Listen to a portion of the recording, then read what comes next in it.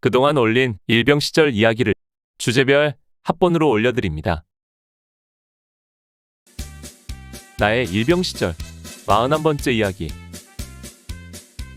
6번 교육사열 160km 대행군. 10일 중간 집결지에서. 중간 집결지에 도착한 우리는 방어구역을 할당받고 방어구역에 올라가 총을 거치하고 텐트를 치고 있었습니다. 이때 우리들 머리 위로 헬리콥터 소리가 요란하게 들려왔습니다. 고개를 들어 바라보니 우리들 집결지 상공을 선회하던 헬기가 다리 옆 공터에 내려왔는데 빨간 별판에 2개의 별이 선명한 사단장 헬기였습니다. 사단을 대표해서 6번 교육사열을 수행하고 있는 우리를 격려하기 위해 우리 노도부대 이사단장 김국 경소장이 친히 납신 것입니다. 사단장은 잠깐 내려서 중대장과 악수하며 몇 마디 격려의 말을 남긴 뒤 곧바로 횡하니 떠나버렸습니다. 그래도 이때 사단장은 격려금으로 3만원을 줘서 그 후 행군이 끝난 뒤 산악훈련장에 가서 다시 한번 소주회식을 할 수 있었습니다. 당시 3만원은 군인들에게는 만만치 않은 큰돈이었습니다. 일병의 10달치 월급이었으니까요. 사단장이 가고 난 뒤에 중대본부로부터 전달이 왔습니다. 수포가 생긴 환자는 의무지대로 와서 치료받을 것. 이상. 나는 군화를 벗고 발을 살펴보았습니다. 발바닥은 난장판이었습니다. 아침 식사 시간에 대충 닦고 수포를 딴 뒤 실을 끼워 두었는데 그 수포 속으로 또 다른 물집이 생겨 터지고 피가 나와 엉겨붙어 차마 눈뜨고 볼 수가 없었습니다. 나는 그때까지 발이 폭신한 것이 나을 것 같아 양말을 2켤레 신고 있었는데 아무래도 그것이 역효과를 내는 것 같았습니다. 냄새나는 발과 양말을 냇물에 대충 씻고 의무대 차량으로 가서 치료를 받았습니다. 말이 치료이지 소독약을 바르고 피크림이라는 하얀 연고를 발라주는 것이 치료의 전부였습니다. 나는 의무병에게 말했습니다. 지금 연고를 발라봐야 소용없는 것 같습니다. 지금은 아프지 않게 하는 것이 급선무입니다. 우리 대대 의무지대가 바로 우리 소대 옆에 있어서 평소에도 안면이 있던 의무병이었습니다. 그는 내 말을 듣더니 겨우 진통제 4알을 주면서 정 아프면 먹으라고 하더군요. 나는 그에게 기왕 주려면 더 달라고 했지만 아픈 사람이 너무 많아 더 줄 수 없다고 했습니다. 어쩔 수 없이 그것만 받고 돌아서면서 참으로 치사하다는 생각이 들었습니다. 의무대 앞에는 많은 사람이 치료를 받으려고 줄 서 있었습니다. 아마 중대원들 거의 모두가 치료받으러 온 것 같았습니다. 그 중에서 중대본부의 화학병 임무를 맡고 있는 박아무개 일병은 정말 눈뜨고 볼 수 없을 정도였습니다. 그의 오른발 뒤꿈치가 3-4cm 정도 완전히 벗겨져서 붉은 피가 엉겨붙어 있었습니다. 저런 바르라고 어떻게 왔는지, 그리고 또 앞으로 하룻밤을 어떻게 갈 수 있을지 걱정스러웠습니다. 텐트로 돌아오니 정병장과 최일병이 밥을 해서 들고 올라왔습니다. 밥은 우리가 수령해서 들고 온 1.6인분을 2반합에 넣고 보리는 씻어내고 쌀만 가지고 했는데도 밥이 반합에 가득했습니다. 반합 2개의 밥을 군대원 6명이 정신없이 퍼먹었습니다. 아마 군대 와서 처음으로 잡곡 없는 흰쌀 짬밥을 먹는 것 같았습니다. 그동안 고생한 때문인지 밥맛은 꿀맛이었습니다. 밥을 먹고 대충 치운 뒤 우리에게 할당된 대공초소에 올라와서 잠을 자기 시작했습니다. 우리에게 허락된 집결지 행동은 3시간이었고 앞뒤 식사 시간 포함해서 총 5시간을 쉴 수 있었습니다. 그러나 이 5시간이 완전한 휴식이 아니라 언제 적 게릴라 출현 등 상황이 벌어질지 모르기 때문에 경계를 늦출 수 없는 또 하나의 전술적 상황이었습니다. 그래서 교대로 경계병을 세워야 했지만 너나 없이 피곤한 상태에서 우리들은 눕자마자 깊은 잠에 빠져들었습니다. 정말 꿀맛 같은 단잠이었습니다. 얼마나 잤을까? 어디선가 탕! 하는 공포탄 총성이 들려왔습니다. 예정된 대항군의 집결지 기습이 시작된 것입니다. 시간을 보니 오후 4시. 우리가 집결지에 도착한 것이 오전 11시 30분. 텐트 치고 치료받고 밥 해먹고 잠을 자기 시작한 것이 12시 30분경이었으니 3시간 반을 죽음속 같은 단잠을 잔 것이었습니다. 그러나 그 시간이 단 1초 사이에 지나간 듯 아쉬움에 깨기 싫었습니다. 대항군의 공격이 시작되었는데도 고난 몸들은 일어나지 못하고 있는 사이 건너편 산에서는 공포탄 소리가 콩복듯 들려왔습니다. 겨우 내가 일어나 기관총에 장전된 공포탄을 몇 발 응사했습니다. 동시에 삼소대 지역에서 반격의 총성이 울리고 강화무기 하사와 그의 분대원들이 반격을 개시했습니다. 피곤한 몸들인데도 그들은 큰 함성을 지르며 험한 산을 기어오르고 있었습니다. 정말로 눈물겹도록 놀라운 투지였습니다. 우리들도 속히 일어나 기관총 공포탄으로 엄호하면서 텐트를 철거하고 군장을 다시 결속하고 장비를 챙겼습니다. 잠시 후 상황 끝 전달이 오고 이어 빨리 취사하여 저녁을 먹고 집합하라는 전달이 왔습니다. 최일병과 손일병이 밥을 하러 내려가고 나머지 인원은 전장 정리를 하고 짐을 챙겨 평지로 내려왔습니다. 시간은 촉박하고 밥은 더디되었습니다. 밥을 막 먹으려는데 집합하라는 전달이 왔습니다. 그래도 밤새 행군을 해야 하는데 굶을 수는 없어서 뜨거운 밥을 마구 퍼먹었습니다. 어떻게 먹었는지 어떻게 넘어갔는지 알 수 없었습니다. 그래도 다 먹지 못하고 반이나 남은 밥을 버리고 반합을 군장에 달고 집합을 했습니다. 도로에 나와서 집결하여 인원 점검을 마치고 중대장이 간단한 훈시를 들었습니다. 집결지에서 휴식을 하고 저녁을 먹은 우리들은 어젯밤의 고난을 잊고 활기를 되찾고 있었습니다. 모두들 오늘 하룻밤만 견디면 끝난다는 생각들을 하고 있었습니다. 그것이 결코 쉬운 일은 아니겠지만 피할 수 없는 길이기에 어떻게든 감내해야만 한다는 생각뿐이었습니다. 나의 일병 시절 42번째 이야기. 6번 교육사열 160km 대행군 12. 오마치고개 1981년 6월 18일 오후 5시 정각 우리는 또다시 고난의 행로를 시작했습니다. 낮이 긴 6월이었지만 산과 골짜기가 많은 강원도 산골은 이미 산그늘이 길게 들이우기 시작하고 있었습니다. 높은 듯 보이던 집결지 앞의 고개는 막상 오르고 보니 그리 높지는 않았습니다. 우리의 집결지가 어느 정도 고개 중턱이었던 것입니다. 그러다 보니 고개 넘어 내려가는 길은 꽤 급경사였고 상당히 멀었습니다. 게다가 길바닥이 모래알 같은 마사토였습니다. 발이 아픈 상태에서 이 같은 마사토 내리막길은 오르막길보다 더 힘들고 위험했습니다. 다리에 힘이 빠져있는 상태에서 자칫 잘못하면 미끄러질 우려가 있는 것입니다. 등에 무거운 군장을 메고 그 위에 기관총을 올리고 가는 우리들은 더욱 그랬습니다. 우리는 모두 절룩이면서도 내리막길에서 서로 붙잡아주고 위로하며 계속 미끄럼주의를 외쳤습니다. 중대장도 절룩이고 소대장도 절룩이고 선임하사도 분대장도 절룩거렸습니다. 군대 생활을 오래한 병장이나 상병들, 또 쫄병들인 일병이나 이등병도 예외 없이 절룩이며 걸었습니다. 그러기에 우리는 서로 위로하고 서로 격려하며 한마음이 되어 걸었습니다. 전우회가 무엇인지를 깨닫고 느끼게 하는 시간이었습니다. 비록 모두들 다리를 절룩이고 있었지만 집결지 행동으로 휴식을 취한 때문인지 밝은 표정이었고 서로 농담까지 주고받으며 행군을 시작했습니다. 중대장은 낙오 없이 이를 악물고 행군하는 부하사병들이 고마운 모양이었습니다. 자기도 절룩거리면서 앞뒤로 다니며 어깨도 두드려주고 농담 섞인 말로 격려해 주었습니다. 삼소대에 홍아무개라는 일병이 있었습니다.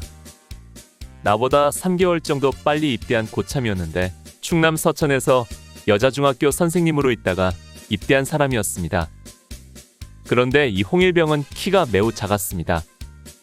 본래 우리 대대는 국군의 날 행사부대로 키가 170cm 이상인 사람이 대부분이었는데 그는 160cm 정도로 작았습니다. 거기에 도수 높은 안경을 쓰고 있었는데 땅따란 체구에 군장이 히프 아래까지 내려올 정도로 어정쩡한 모습이 행군과는 거리가 멀어 보였습니다. 그런데 상상외로 그는 건재했습니다. 뿐만 아니라 도리어 고참과 쫄병들 사이를 오가면서 우스갯소리를 하며 분위기맨 역할을 하고 있었습니다. 중대장은 그의 그런 모습을 보면서 고마움을 느끼는 것 같았습니다. 몇 번이나 그의 어깨를 두드려주며 칭찬과 격려를 아끼지 않았습니다. 우리는 그런 모습들을 보면서 힘든 것도 있고 함께 웃고 함께 감격하면서 반드시 낙오하지 않고 행군을 마칠 것을 스스로 다짐하고 또 다짐했습니다. 행군대영은 다시 처음 출발할 때와 같이 1소대를 천병으로 선두에 세우고 3소대를 예비대로 운용했습니다. 우리 총일분대도 1소대를 따라 행렬의 선두에 합류했습니다. 1소대 역시 1분대를 천병분대로 맨 앞서 세우고 그 다음 2분대가 본대로 따르고 지원 배속된 우리 총일분대가 본대를 형성했습니다. 뒤이어 화기분대가 따르고 3분대가 예비대로 소대의 맨 뒤쪽에서 따라왔습니다. 행렬은 주간행군 대오로 맨 앞에 천병 2명이 도로의 양쪽으로 20-30m 앞서 나가고 그 뒤에 2m 정도의 개인 간격을 유지하며 나머지 인원들이 따라갔습니다. 중간 집결지에서 바라다 보이던 고개가 끝나고 포장된 2차선 국도와 만났습니다. 이곳이 홍천군 상남면 상남리였습니다. 3군단 사령부가 있는 현리에서 진부와 홍천 등지로 통하는 길이었습니다. 우리는 여기서 좌측 현리 방면으로 방향을 잡았습니다. 큰 길을 만나니 반가운 마음이 들었습니다. 행군하기에는 불편한 포장도로이지만 그래도 인적이 드문 산골짜기 길보다는 차도 다니고 사람도 볼 수 있는 큰 길이 반가웠던 것입니다. 포장도로를 만난 지점에서 휴식을 하고 다시 앞에 있는 고개를 오르기 시작했습니다. 누군가가 이 고개의 내력을 이야기해 주었습니다. 이 고개 옛 이름은 오마치고개이고 지금은 오미제고개라고 부르는데 6.25 동란 전사에 기록된 유명한 곳이라는 겁니다. 6.25가 한창이던 1951년 우리 한국군 3군단이 이 고개에서 매복 공격하는 중공군 1개 대대에게 차단되어 패전하는 바람에 군단이 해체되는 수모를 겪었다는 것입니다. 우리가 잘 알고 있는 현리전투 참패의 현장인 것입니다. 그 당시 우리 이사단이 3군단 예하부대가 아니라서 그 전투와는 상관없지만 그래도 현재의 상급부대인 3군단이 치욕의 패배를 당했다는 말에 가슴이 서늘해지는 느낌이 들었습니다. 다시는 그런 수치를 당하지 않기 위해 우리가 이 고생을 하고 있다는 생각도 했습니다. 옛날에 그 치욕을 아는지 모르는지 많은 차들이 석양빛을 받으며 오가고 있었습니다. 또 밭에서 일을 하다가 집으로 돌아가는 듯한 아낙네 수십 명이 즐거운 표정으로 노래를 부르며 춤까지 추며 지나갔습니다. 우리들이야 절룩이며 걸어가든 땀을 범벅으로 흘리고 있던 그들에게는 관심 밖이었습니다. 우리 고향 같으면 어떠했을까? 예전 내가 어렸을 때 집 앞 도로에 행군하는 군인들을 본 적이 있습니다. 그때 어머니는 양동이에 물을 퍼다 놓고 지나는 군인들에게 바가지로 떠주셨습니다. 그러면서 땀 흘리며 지나가는 그들을 보며 무척이나 안타까워하셨었지요. 그렇게까지는 못할 망정 눈길 하나 주지 않는 강원도 사람들이 야속하기까지 했습니다. 그러나 한편 얼마나 군인들에게 시달렸으면 그럴까 하는 마음도 있더군요. 오미제고개의 정상 가까이 우측에는 통신대 부대가 있었고 서너 명의 통신대 기관병들이 정문 옆에 서서 절룩거리며 걷고 있는 우리들을 불쌍한 듯 바라보고 있었습니다. 국방색 땀바지를 입고 한가롭게 서 있는 그들이 한없이 부러웠습니다. 저들은 무슨 복으로 이런 곳에서 편히 군 생활을 하고 있을까?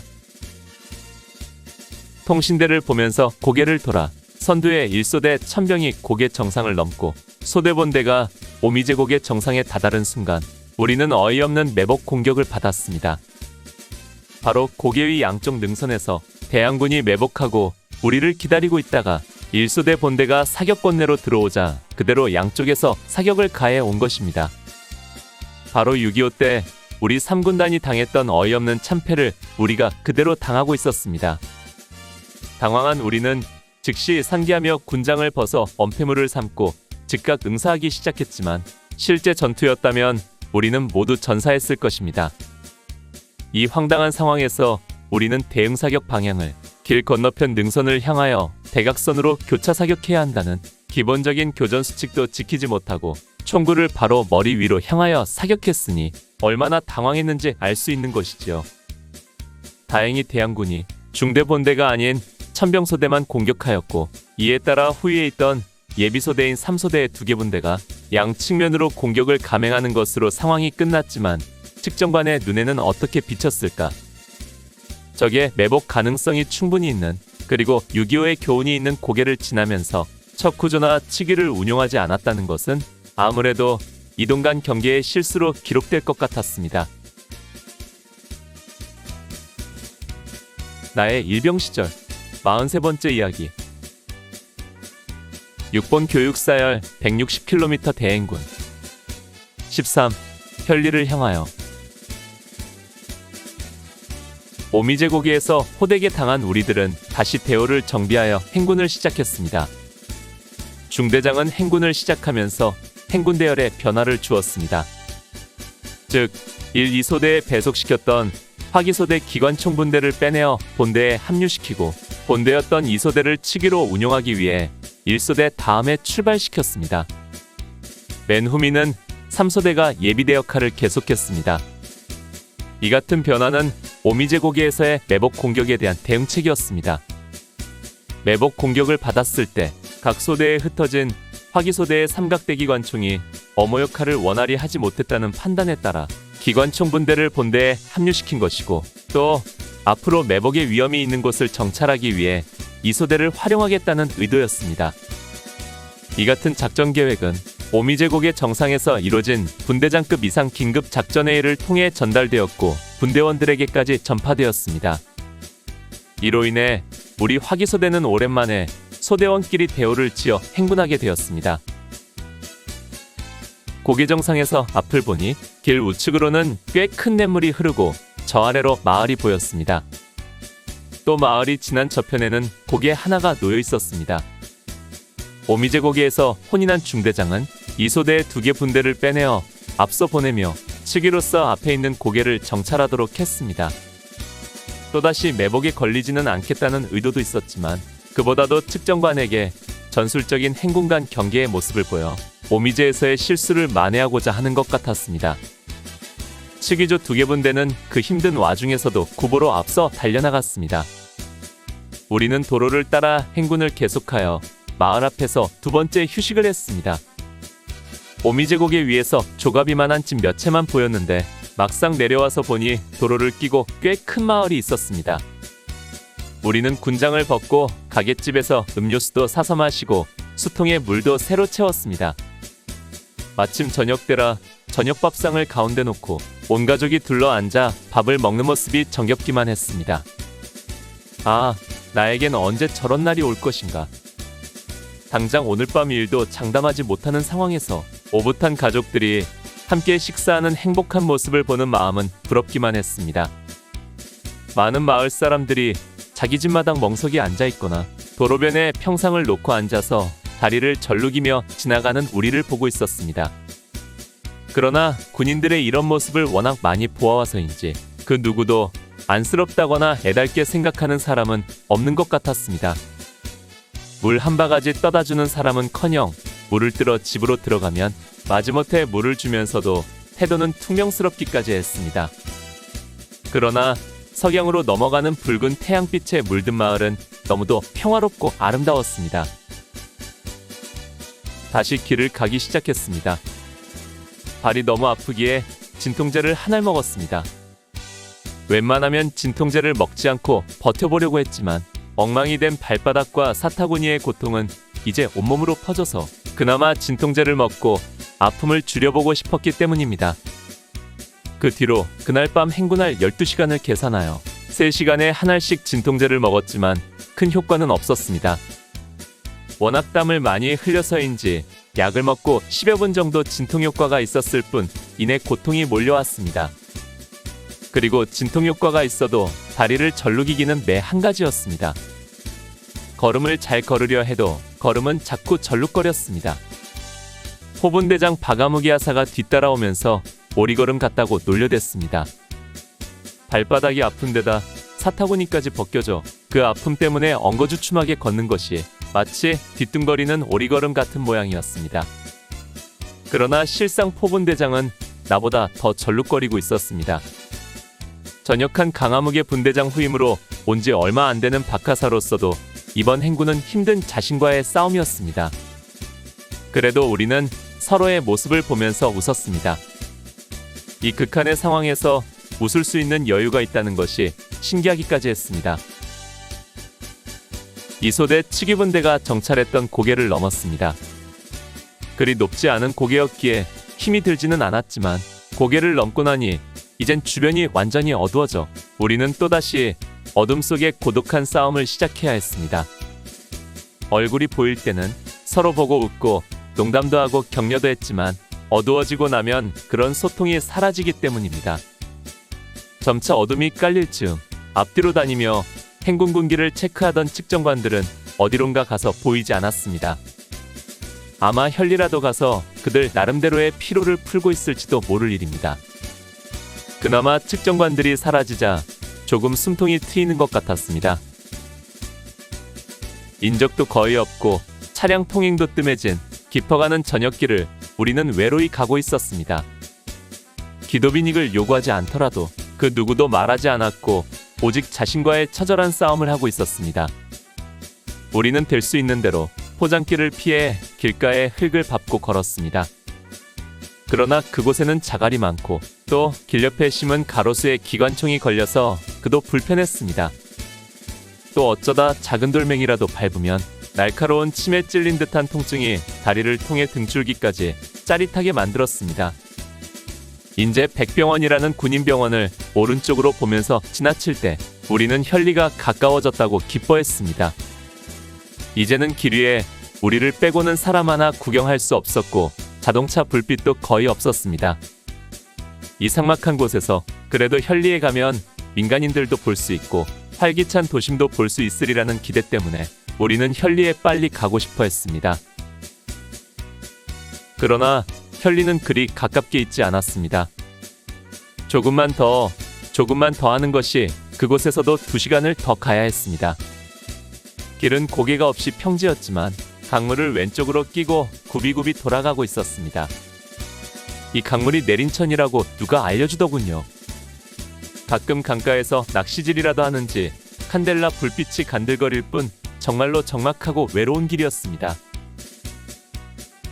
혈리에 들어가기 전 휴식 시간에 나는 소중한 친구 하나를 잃어버렸습니다. 지난밤부터 이때까지 내 손목에 묶어두고 이마에 흐르던 땀을 닦아주던 손수건을 잃어버린 것입니다. 그동안 수없이 많은 땀을 받아내고 수백 번 짜내면서 이제까지 벗어나왔는데 휴식 시간에 빵을 먹고 봉지를 버린다는 것이 나중에 보니 봉지는 손에 들고 손수건을 내던졌더군요. 땀을 워낙 많이 흘려서 정신마저 흐려진 것인지 마음이 난감해서 찾아보았지만 달빛도 없는 어두운 밤에 보일 리가 없었고 검게 보이는 수십 미터 절벽 및 강물로 떨어질까봐 그냥 포기하고 말았습니다. 밤 10시가 넘어가는 시간 우리는 혈리에 들어서고 있었습니다. 강원도 인제군 기린면 혈리. 비록 리다니의 작은 면소재지 마을이지만 이 마을은 바로 우리 3군단 사령부가 있는 유명한 동네였습니다. 또한 앞서 말한 6.25 때 혈리 참패의 아픈 역사가 서려있는 곳이었습니다. 나는 처음 와보는 곳이었지만 그 명성만큼은 일찍부터 듣고 있었습니다. 또한 내가 속한 이사단의 상급부대가 있는 곳으로 우리 같은 소총중대원으로서는 층층시야 저 높은 곳에 있는 3군단 사령부 주둔지였습니다.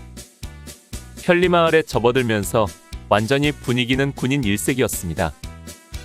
늦은 시간이라 사람은 별로 없었지만 거리에 있는 사람들 10명 중 7, 8명은 군인이었습니다. 군단 사령부와 항공대도 지나고 제법 번화한 시가지도 지났습니다. 휘황한 네온의 술집도 있고 택시도 다녔습니다. 우리 소대 포분대의 이아무개 병장의 집이 바로 이곳 혈리 우리가 지나는 근처라고 했습니다. 그는 진작부터 선임하사를 통해 잠깐 집에 들렀다 오마 부탁을 했고 중대장의 허락이 떨어져서 우리를 앞질러 집에 들렀다가 우리가 혈리를 지나 휴식할 때 뒤따라왔습니다. 측정관이 따라붙지 않았기 때문에 중대장이 융통성을 보여준 것입니다. 우리는 혈리를 벗어나 비포장도로가 시작되는 지점에서 휴식을 했습니다.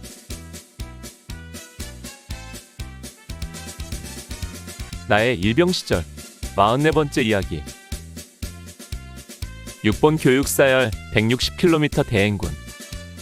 14. 내린천 그리고 끝없는 길. 우리는 현리에서 인제로 통하는 31번 국도를 따라 행군하기 시작했습니다. 상남에서 현리에 이르는 길은 포장도로였지만 현리를 지나자마자 비포장도로가 시작되었습니다.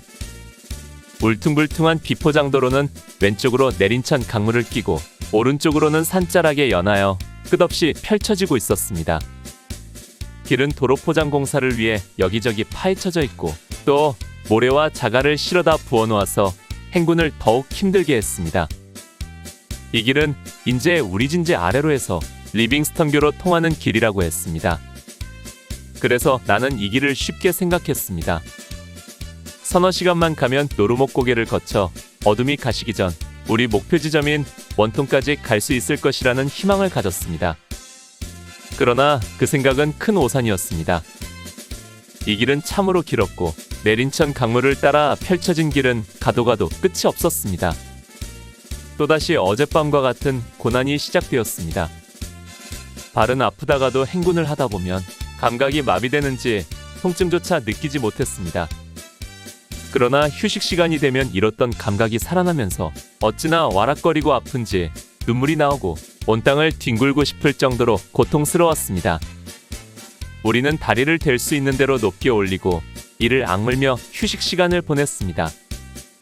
아니, 휴식 시간이 아니라 또 다른 고통의 시간이었습니다.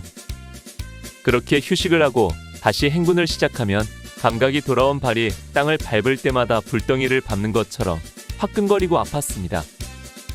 그러나 20분 가다 보면 다시 감각이 없어지고 또 휴식 시간이면 다시 고통이 시작되는 악순환이 계속되었습니다. 이제는 군장을 벗을 힘도 또 벗은 군장을 다시 짊어질 기운도 없어 휴식 시간에 군장을 맨 채 그대로 땅바닥에 누웠습니다. 그리고 혹시 장비를 잃어버릴까봐 군장이나 탄띠에 소총과 다른 장구류를 묶었습니다. 졸음과 땀 흘림으로 정신까지 혼미해져 자칫 휴식 시간에 장비를 놓고 출발할 우려가 있었기 때문입니다. 군화에서는 열이 나서 발이 불 속에 들어있는 것처럼 뜨거웠습니다. 우리는 길에 웅덩이나 개울물이 있으면 발을 물에 담가서 군화를 식히며 걸었습니다. 참으로 모든 것이 악조건이었고 고통의 시간들이 계속되고 있었습니다. 시간은 자정을 넘어 새날이 되어가고 있었습니다. 1981년 6월 19일 금요일이었습니다. 깜깜한 밤에 하얗게 빛나는 신장로. 이제는 도로 공사하는 곳도 없고 골재를 쌓아놓은 곳도 없었습니다. 아직 이곳까지는 공사가 시작되지 않은 것 같았습니다. 그나마 행군하기는 좀 나았습니다. 길은 끝없이 계속되는데 물이 점점 귀해졌습니다. 왼편으로는 내린 천물이 사뭇 굽이치는 소리를 내며 요란하게 흐르고 있었지만 길에서 수십 미터 절벽 아래 있었고 오른편으로는 산을 깎아 만든 절벽이 또 우리를 막았습니다. 어쩌다 노물이 흐르던지 산골에서 졸졸거리는 물소리만 나면 달려가 물을 받아 그대로 마시고 또 수통에 채웠습니다. 현리를 지나 내린천을 끼고 인제로 가는 길은 끝이 없을 듯 길고 지루한 행로였습니다. 처음에는 개 짖는 소리가 들리는 마을이 간간히 있었지만 이제는 그나마도 험한 산자락에 가려서 보이지 않고 우리는 옛날 같으면 호랑이라도 나올 법한 깊은 계곡 속 외로운 길을 가고 있었습니다. 비록 120여 명의 병력이 움직이고 있었지만 그러나 모두가 나 혼자인 듯 고독한 길이었습니다. 날이 밝아 서로 얼굴을 볼 수 있을 때에는 이야기도 하고 서로 보며 웃기도 하지만 어둠이 짙어지면 그 어둠이 마치 서로 간의 담벼락을 만들듯이 대화도 웃음도 사라지게 만들었습니다. 그러기에 야간 행군은 고독과의 싸움이었고 나 자신과의 싸움이었습니다. 그런 상황에서 땀을 많이 흘리고 육체가 힘들어서 그런지 이상한 행동을 하는 사람이 나타났습니다. 즉, 피로와 고통 속에서 졸음까지 겹치니 정신력으로 버티던 군인이라는 의식이 이완되고 현재 자기의 처지를 잊어버리는 상황이 나타나는 것입니다. 그런 상황이 총이분대에서 일어났습니다. 삼총 탄약수인 정아무개의 병은 2월 군번으로 이제 군생활 4개월째 신병이었습니다. 부산에서 대학교를 다니다가 입대한 그는 비록 비쩍 마른 체구였지만 평소에 문제없이 소대일도 솔선했으며 이번 행군도 잘해오고 있었는데 막판에 생각지 못했던 행동을 하기 시작한 것입니다. 한창 졸음이 쏟아지던 새벽 3시경의 일이었습니다. 우리들과 앞서거니 뒤서거니 하면서 걸어가던 그가 갑자기 길 가운데 우뚝 서더니 가지 않는 것입니다. 처음에는 졸음으로 서서 잠든 줄 알고 깨우며 가자고 했더니 그의 대답은 싫어요였습니다. 그러면서 평소에 듣지 못했던 어투로 두서없이 말하는데 성질나서 못 가겠다는 것이었습니다. 졸리거나 힘들어서 못 가는 것이 아니라 화가 나서 못 가겠다는 것입니다. 쫄따구가 무슨 성질이냐고 달랬지만 막무가내로 안 가겠다며 이를 악물고 버텼습니다. 이야기를 들어보니까 자기에게 기관총을 계속 맡기고 교대를 안 해주기 때문에 화가 난다는 것이었습니다. 그의 부사수는 기마무개 일병이었는데 자기 몸이 괴로우니까 아마 탄약수인 정이병에게 기관총을 맡기고는 교대를 안 해준 모양이었습니다. 김일병이 좀 너무하긴 했어도 그렇다고 군대에서 쫄병이 행군을 거부하면서까지 버틸 수는 없는 일이었습니다. 더구나 소대의 하늘 같은 다른 고참들이 질비한데 행군을 안 하겠다고 버티는 것은 우리로선 상상조차 할 수 없는 일이었습니다. 그는 나중에 울면서까지 버텼습니다. 그러나 그렇다고 그냥 놔둘 수는 없어서 몇몇이서 끌고 밀며 얼마간을 갔지만 그것도 한정없이 그럴 수는 없는 상황이었습니다. 피차간에 힘들고 몸이 괴로운데 끝까지 끌며 갈 수는 없었던 것입니다. 마침내 보다 못한 소대 군기반장인 김아무개, 양아무개 상병이 와서 그 억센 주먹을 몇 대 날렸습니다. 몇 대의 주먹과 지옥사자 같은 두 상병의 인상을 본 정이병은 화들짝 놀라더니 이내 언제 그랬냐는 듯이 다시 앞장서서 걷기 시작했습니다. 어둠에 가려진 수십길 절벽 아래에선 내린천 강물이 여전히 힘차게 흐르고 있었고 이것들은 우리들의 아픈 애환을 적절히 감춰주고 있었습니다. 돌고비에 부딪히는 물소리는 목마른 우리에게 유혹을 보냈지만 감히 내려가서 물을 떠올 수는 없었습니다. 그러기에 더욱 목이 말랐고 육체는 고달팠습니다. 나의 일병 시절 45번째 이야기. 6번 교육사열 160km 대행군. 15. 졸음과의 전쟁. 1981년 6월 19일 금요일 새벽. 우리가 17일 20시에 자대에서 출발한 지 30시간이 넘어서고 있었습니다. 그동안 3번의 식사 시간과 3시간 남짓한 집결지 행동을 한 것 빼고는 24시간 가까이 끝없이 걸어왔습니다. 현리에서 내린천을 따라 걷는 길은 그야말로 단조롭고 따분한 행군이었습니다. 칠흑 같은 어둠 속에 길 왼편으로는 급하게 흐르는 물소리만 들려오고 오른편으로는 거의 산악지대였습니다. 내린천을 따라 길은 굽이굽이 이어지고 있었고 그나마 고갯길이 없다는 것이 다행이었습니다. 졸렸습니다. 그냥 졸린 정도가 아니라 참을 수 없을 만큼 졸렸습니다. 이틀째 밤을 꼬박 새우고 있는 우리 눈꺼풀은 천근만근이 되어 자꾸만 아래로 내려 덮이고 순간적으로 온몸이 잠속에 빠져드는 것 같았습니다. 처음에는 휴식 시간에만 잠을 잤습니다. 휴식 시간만 시작되면 군장을 짊어진 채로 그대로 쓰러져 잠이 들었습니다. 졸음은 또 다른 마취제가 되어 몸에 고통까지도 있게 해주었습니다. 그러다가 출발 명령이 떨어지면 잠든 전우들을 깨워 또다시 처절한 행군을 시작했습니다. 그런데 시간이 갈수록 졸음이 심해져서 행군하는 도중에도 조는 사람이 툭출하기 시작했습니다. 잘 걸어가다가 갑자기 멈춰서는 사람은 10중 8구 서서 잠든 사람이었습니다. 졸음에 겨워 행군로를 이탈하여 도로의 중앙으로 나가는 사람도 많았습니다. 그런데 재미있는 것은 아무리 졸려도 도로 바깥쪽으로 나가는 사람은 없다는 것입니다. 신기한 일이었습니다. 도로 양편으로 갈라서서 행군하는데 졸음에 겨운 사람이 대열을 이탈하여 항상 도로 가운데 쪽으로 나가는 것입니다. 아무리 졸립고 고통스러워도 우리의 잠재의식 속에는 도로 밖으로 나가면 안 된다는 의식이 자리 잡고 있는 것 같았습니다. 졸음이 심해지자 중대장은 기도비닉 통제를 깨고 군가를 부르며 가도록 했습니다. 어차피 측정관들도 따라오지 않고 있었기 때문에 우리가 좀 떠들며 간다고 해도 문제가 될 것은 없었습니다. 더구나 걸어가면서 졸고 자는 사람이 속출하는 상황에서 불의의 사고를 방지하기 위해서라도 졸음을 쫓아줄 방책이 필요했습니다. 각 소대별로 노래를 부르기 시작했습니다. 처음에는 군가로 시작했지만 나중에는 가요와 군대의 소교까지 아는 노래 모르는 노래 가릴 것 없이 누군가가 선창하면 무조건 악을 쓰며 따라 불렀습니다. 박자도 필요 없고 멜로디도 신경 쓸 필요가 없었습니다. 그저 졸음이라는 악마를 쫓아줄 푸닥거리 마냥 악을 쓰며 현재의 고통과 고난을 잠시 잊고 싶을 뿐이었습니다. 어둠은 차츰 뿌옇게 벗겨지고 있었습니다. 새벽 5시가 넘어가는 시간. 어스름한 미명 속에 일단의 지친 병사들이 하염없이 걸어가고 있었습니다. 우리는 여명 속에서 밤새 멀리 떠나보냈던 전우들의 모습들을 다시 찾을 수 있었습니다. 주위가 밝아지면서 점차 우리들의 희망도 살아나고 눈을 들어 혹시라도 낯익은 풍경이 있지 않나 살펴보았습니다. 우리들은 인제 합강 어귀에 있는 우리들의 한석산 진지를 찾고 있었습니다.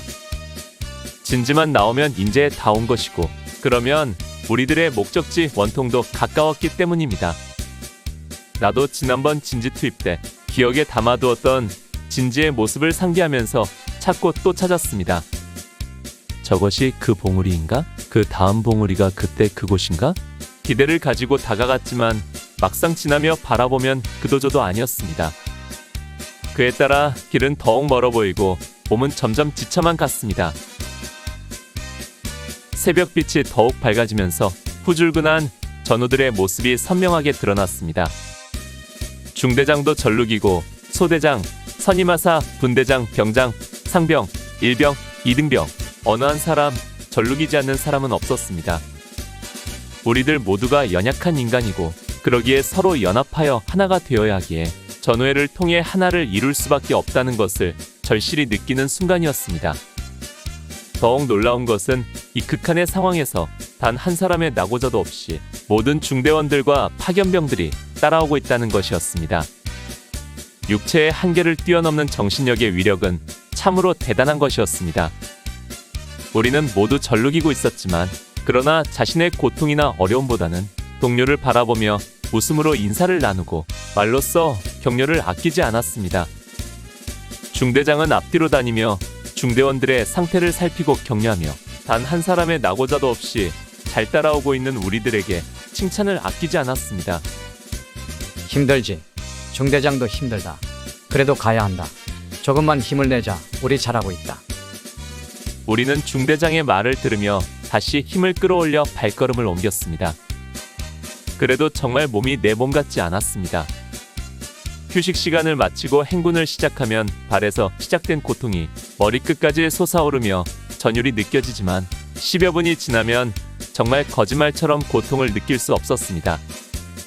분명 다리는 절룩이고 사타구니가 벗겨져 다리는 엉거주춤한 상태로 걸어가고 있지만 발바닥은 공중에 떠있는 듯한 느낌이었습니다. 그러나 휴식 시간이 시작되어 길바닥에 누우면 다시 감각이 살아나면서 온 전신이 칼로 찌르듯 고통이 몰려왔습니다.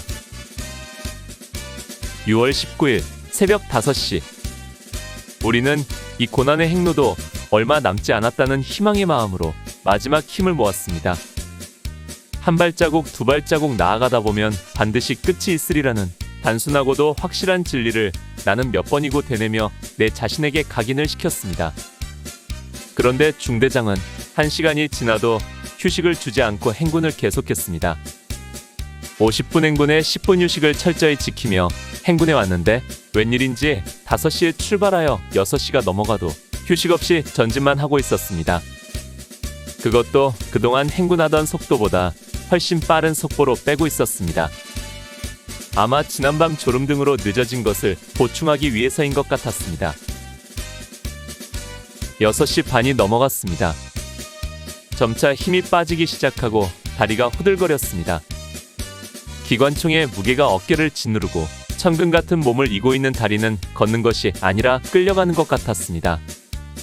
모두들 주저앉고 싶은 마음들이겠지만 그래도 악착같이 따라붙고 있었습니다. 모두들 불평이 극에 달할 즈음 7시가 다 되어서야 휴식을 주었습니다. 우리는 정말 나무토막같이 길 위에 아무렇게나 쓰러졌습니다. 그러나 마냥 쉬고만 있을 수는 없었습니다. 허기진 배를 채우려 군장에서 마지막 남은 빵을 꺼내 먹으며 마지막을 위한 힘을 충전했습니다. 오늘 추억여행에 함께 해주셔서 감사합니다. 다음 이야기를 기대해 주시고 구독과 좋아요 부탁드립니다. 항백